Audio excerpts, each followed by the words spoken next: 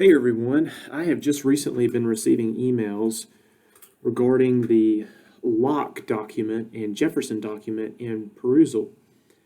And it's occurred to me that a few students may have gotten a little confused, and I think part of that might be my problem. And I know this is a little late, but again, I have just now been receiving emails about this, and I think some students, at least the emails I've received, are genuinely curious about John Locke and his connection to Thomas Jefferson and the Declaration of Independence. So I'm just going to do a really short video here, and hopefully you guys can take something away. I think this is one of the disadvantages of an online class is we don't get to have these conversations that we do in a face-to-face class. But basically, what you need to know about John Locke is some students, as I went back and read, were associating John Locke with the Declaration of Independence. John Locke was writing his words, the second treatise of government. He was writing that about 100 years before the Declaration of Independence. All right, he's writing this in the 1680s.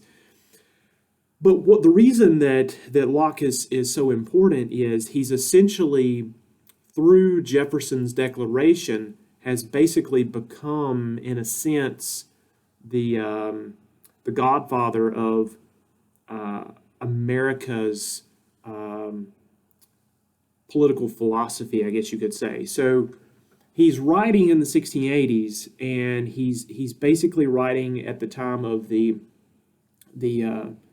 Glorious Revolution in England. And what's important about this is what Locke is articulating is essentially this, that your birthright doesn't really matter. All right. Now we have to remember in the 1680s that in England, everything is about class. All right. Everything is, if you're a king, if you're a noble, they have a strict caste system. And in some regard, they still have somewhat of a caste system today.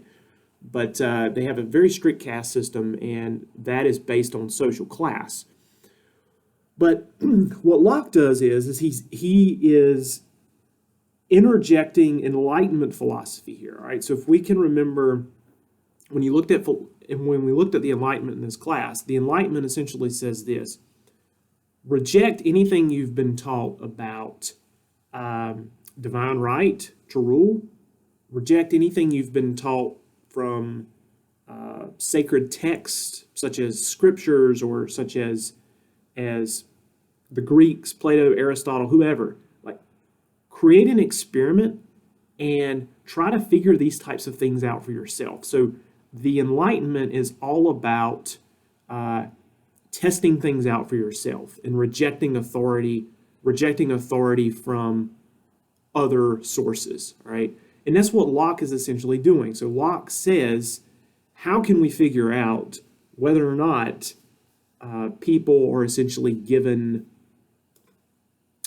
rights by birth to be good or bad or indifferent? Because you can certainly make a case, and a lot of people in this class, we were talking about equality, and that certainly is something that Locke is articulating here in the second treatise of government. We have to keep in mind that you can actually make a very good case why people aren't always equal before this time period. This is something that's just been ingrained in the American psyche.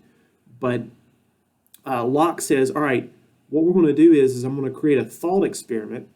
If we go all the way back to the very beginning of time, he says there wouldn't be any kings or queens. All right, he calls this the state of nature. So this is what you looked at in the document in class. He talks about the state of nature.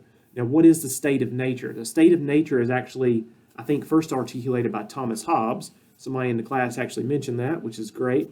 But the state of nature is, if you can imagine, in this class we talked about the Clovis people. So before any type of civilization was created, before 7,000 years ago at the earliest, all right, everyone would essentially been equal, all right, in this state of nature. So he reasons that. So then he's using his reason to say that people are created equal because everyone was equal when they were put on this earth. All right. So anything that has been created in terms of nobility, king and queen status, that is not something that has been ordained by God. In fact, it's the opposite. God had intended for everyone to be equal, but that has become corrupted over time as people have created civilizations. All right, so he essentially says that we should try to create government based on that original state of nature, right? If you're going to create a government, it needs to be on that original state of nature. Now, everyone is perfectly free in this state of nature, and as you all read through the document, you noticed that Locke essentially, he comes to the conclusion that at some point, if you want to create things, I go back to the Clovis people because we talked about them early in the class. If I'm really good at making weapons or tools or whatever, someone in the state of nature can take those items away from me. So he says at some point, if people want to protect their personal belongings, their property, the things they create, then they're going to have some type of government, all right? So essentially people will give up this perfect freedom, this perfect state of nature, and they will throw that away and give that up to protect their rights and their property. All right, so anything that you produce by your hands, Locke says, yourself, all of that is considered your property. So for the Lockean doctrine, property is everything. Like, property is so important. And we see this echoed in the American Revolution when a lot of folks that are in the American Revolution feel like their property is being destroyed, their rights are being violated, that sort of thing. So for Locke, everything is about property, all right, and protecting that property. And that is essentially the role of government. That is why people will give up that perfect freedom. Now, over time, Locke recognizes that government tends to become corrupt over time, right? And so you all read in the passage, he talks about what happens if the will of the prince, all right, the prince can be the state itself. What happens when the will of the state becomes more important than the will of the individual? Then at that point, people have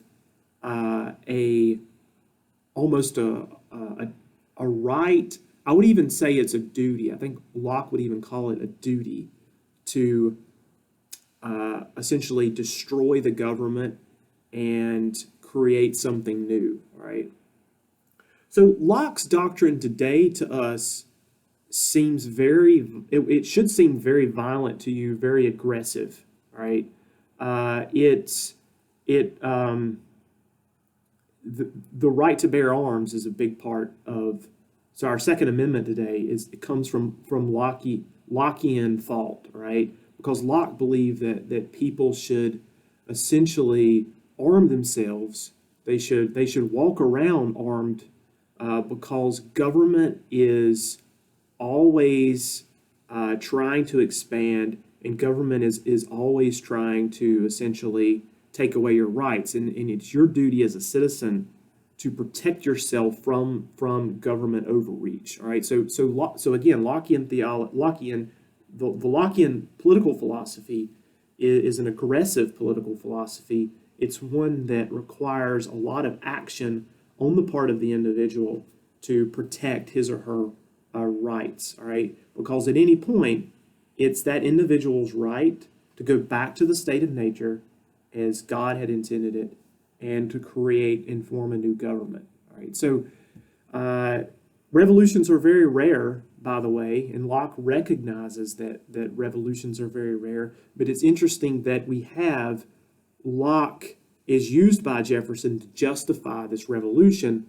at a particular time period in which people feel like they're not being heard.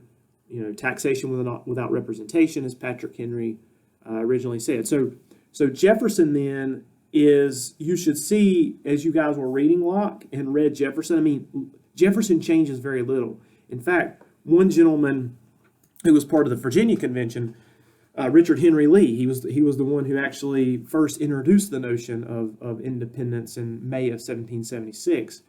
And Richard Henry Lee essentially says, look, Jefferson has actually plagiarized Locke. Like, this is really bad. He's actually plagiarized Locke. And so, I mean, Jefferson even says life, liberty, and the pursuit of happiness rather than life, liberty, and property. I mean, it was so close. His wording was, it's an understatement to say how much Jefferson was in love with John Locke's writings and John Locke's philosophy. So that's the connection that you guys should make between Locke and Jefferson. Locke is not justifying the American Revolution, but the American revolutionaries use Locke's words to justify the American Revolution, and therefore it has become part of our American ideals today, that we essentially base society on equality and not birthright. And so anyway, that's the connection. I also had you guys read, what did Jefferson change in this original Declaration of Independence whenever he writes the Declaration of Independence? By the way, he writes this in about 2 weeks. Remember, when he writes the Declaration, he has to take this back to the Congress at the time, the Constitutional Convention at the time. Whenever he takes this back, now you've got people from 13 colonies who are essentially tearing apart his writing and getting it to the liking of whatever they want it to say. Because this is a bold statement. It's the first time in the history of the world, really, that we've had a move quite like this one. That's a government's created by the people. So all of these people are wanting to manipulate the language. And a couple of the stars, I had you note in there. The first star was we're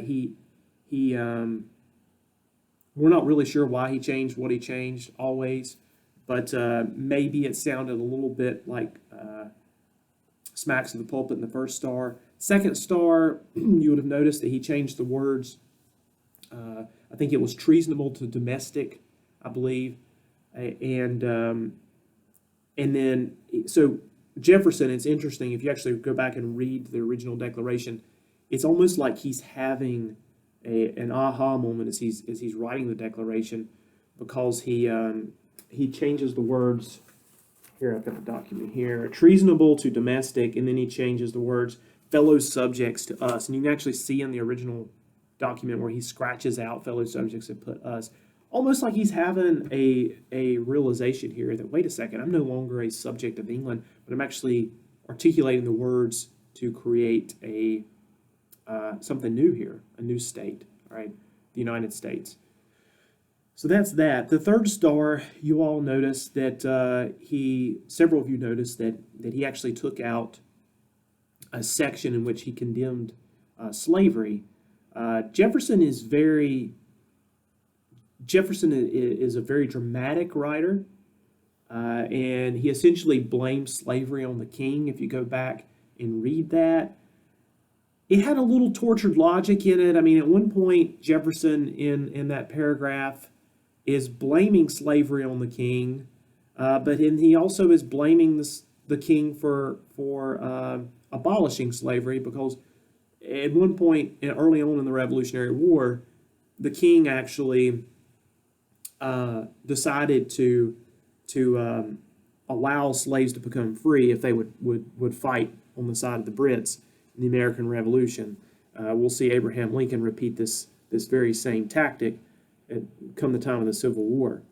But that's removed. That whole section condemning slavery is removed. We see the whole slavery conflict, people sort of kicking the can down the road with slavery. We see that all the way up through the Civil War. Many historians have been many historians, I would say, have not been pleased with this from Jefferson. It's important to mention, though, that we have to remember the historical context here.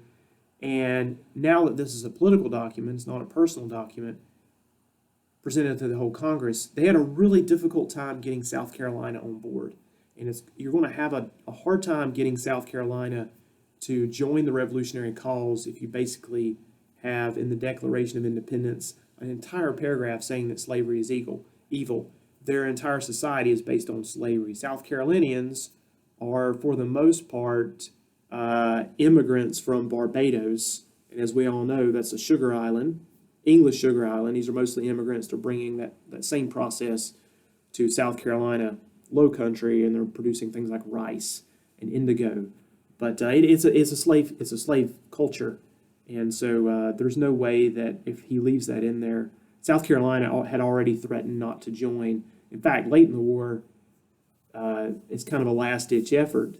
The the the uh, the Brits decide that they'll try to move through South Carolina because they know they have so much loyalist support in South Carolina. So South Carolina is very key to holding them on for the cause of the American Revolution. So at any rate, I hope this video is not too long. I just wanted to provide you all with some historical context and a little bit of explanation as to the connection between Locke and Jefferson and why Locke is important today and why Jefferson's words are still important today. I think the main takeaway from Locke is that government is something that is created by the people because people are in a state of nature naturally equal, so they have to create government to protect their property. Before Locke, most people thought that government was something that was ordained by God. It was passed on through kings and queens, and it was something that was essentially needed to be worshipped, whereas Locke is saying the opposite. The individual is the most important, right? The individual people are the most important, and they have a duty to protect their property. And if that's not being done, then they have a duty to overthrow this artificial creation of government and create something new. So at any rate, I hope that helps. Please reach out if you have any additional questions.